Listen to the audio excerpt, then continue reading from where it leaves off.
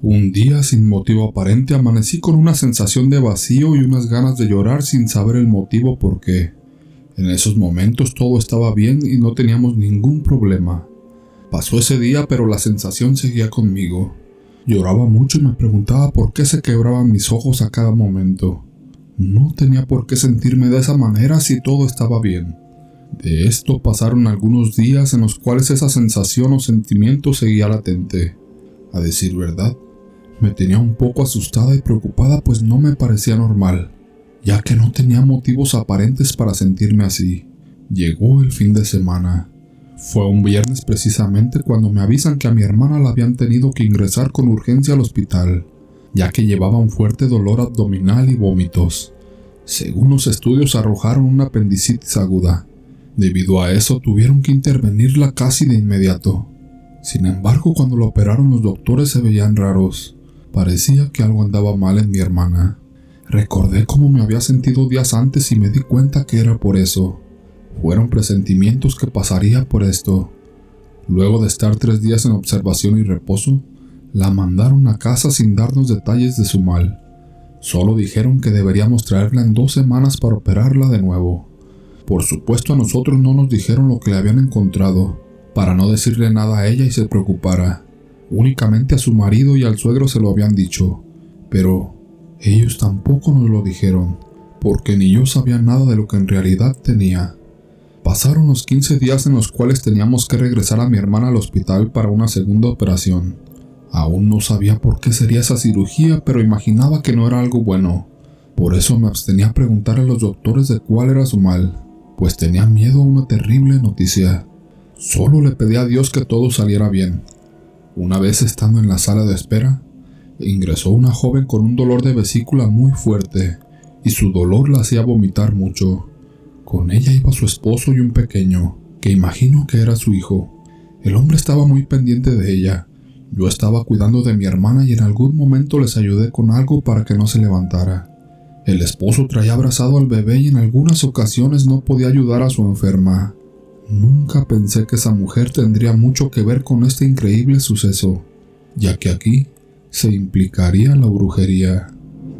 El suegro de mi hermana era un señor muy querido por la gente y entre todas sus amistades tenía un amigo que practicaba la santería. Después supe que a esa arte malévola le llaman palero, la cual es una religión que mezcla creencias africanas, hechizos y embrujos. Su poder reside en un pacto con un muerto. Hombres y mujeres lo ejercen y se les respeta por tener el gran poder de hacer brujería muy poderosa. Lo mismo es usada para hacer el bien o para hacer el mal. Al menos eso fue lo que me dijeron. Todo estaba listo para la segunda operación. Ya nos habían dado la fecha y hora de cuándo la intervendrían. Ese día, estábamos en casa en una reunión familiar con el tema de mi hermana. Entonces el suegro de ella me dijo que antes de irme al hospital pasara por la casa de su amigo el brujo, para recoger algo que me iba a dar y debía dárselo a mi hermana antes de la operación. Así lo hice. Antes de irme al hospital primero pasé a la casa del palero. Cuando llegué, aunque su casa era de buen ver por fuera, su interior era algo tétrico, por todo lo que tenía en cuestión a utensilios que son utilizados para hacer pactos y rituales de brujería, sin contar la apariencia del supuesto santero. Le dije quién era y a lo que iba.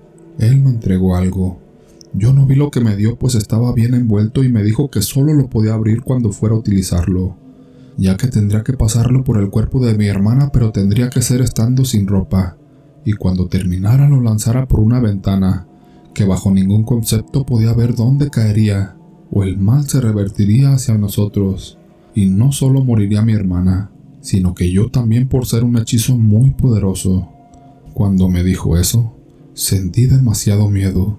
Sus palabras me hicieron sentir escalofríos, además de ver su cara fría que no reflejaba ninguna emoción. Yo simplemente pensé que con hacer lo que indicaba sanaría a mi hermana, sin involucrar a nadie más como lo hace la mayoría de los santeros. Después guardé lo que me dio y me fui al hospital. Faltaban un par de horas para que operaran a mi hermana. Al llegar al hospital le dije al doctor que si podía ver a mi hermana antes de que entrara a la sala de operaciones. Contestó que tenía solo 15 minutos porque después la meterían a quirófano. Cuando estaba con ella, abrí la bata dejando su cuerpo sin ropa y saqué lo que el brujo me había dado. Era una bolsita de franela roja con algo adentro, pero no me atreví a ver su contenido.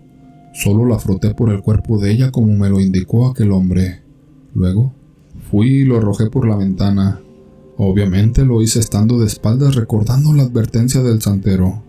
No debía ver dónde caía, cumpliendo al pie de la letra como se me dijo. Así tenía que ser para que todo saliera bien. Llegó la hora. Entró a la sala de operaciones, sin embargo, en plena cirugía le dio un paro cardíaco. La situación se había puesto muy fea. Los médicos pensaban que no resistiría, pero de repente, su corazón empezó a bombear sangre muy fuerte regresando a la vida, cosa que les pareció extraña dejándolos sorprendidos, porque el ataque había sido de muerte. Pasó el peligro, y ya cuando estaba en piso recuperándose, a un lado de mi hermana pusieron también en recuperación a la joven mujer que llegó con dolor de vesícula. Se la habían extraído y compartía el cuarto con mi hermana. No obstante, su caso era mucho menos peligroso que el de mi hermana por ser una operación en apariencia más sencilla. Por lo tanto, ella no estaría mucho tiempo en el hospital. Todo sucedió como una película, porque al siguiente día fui a visitar a mi hermana. Con sorpresa miré que aquella mujer de ser muy joven ahora parecía un cadáver, una muerta viviente.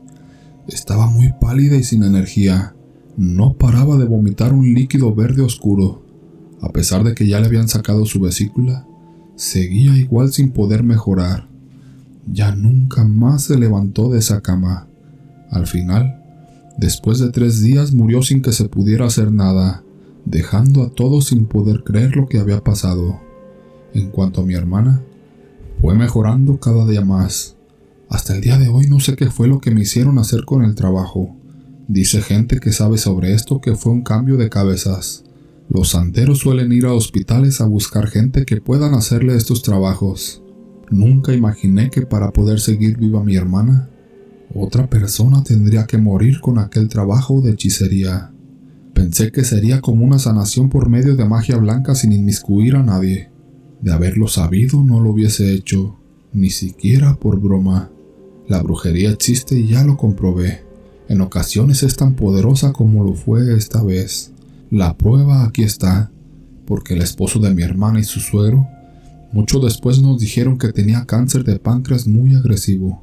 Este ya se había regado por todo su estómago, y después de hacer lo que el brujo me dijo, mi hermana se libró del cáncer. Y no solo eso, porque también sobrevivió al infarto mortal en el quirófano. Esta es la prueba porque lo viví con mis propios ojos, y a pesar de que ya pasaron 30 años, aquí sigue con nosotros. Tuvimos una experiencia muy difícil y cruel por lo que sucedió con la otra persona. Fue la única vez que fui con el palero, sin saber lo que iba a suceder, y nunca más nos hemos podido quitar de la mente lo que sucedió ese día.